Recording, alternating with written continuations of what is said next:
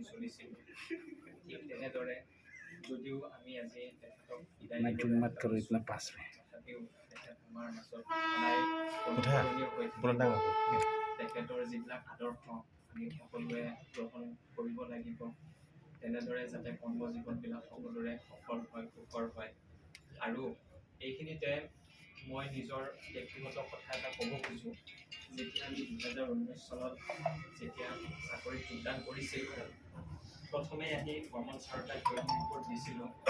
বৰ্মন ছাৰে তেতিয়া প্ৰথম এটা কথা কৈছিলে যে কামবিলাক কৰোঁতে সাৱধান হ'বা, যদিও সময় লাগিব পাৰে কিন্তু ভুল কেতিয়াও নকৰিবা, পাৰালৈকে ভুল নকৰাৰ চেষ্টা কৰিবা।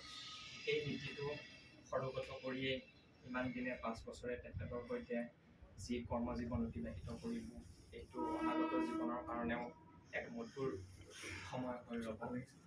এইখিনিতে আৰু বিশেষ নকওঁ। ছাৰৰ অৱসৰী জীৱন সুখৰ হওক, সমৃদ্ধিৰ হওক। ছাৰৰ লগতে ছাৰৰ পৰিয়ালবৰ্গলৈও শুভেচ্ছা যাচিলোঁ। ছাৰে এতিয়া নতুন চিন্তাৰে, নতুন উদ্যমেৰে বাকী কালচোৱা অতিবাহিত কৰক। তেখেতৰ সুস্বাস্থ্য কামনা কৰিলোঁ। ধন্যবাদ।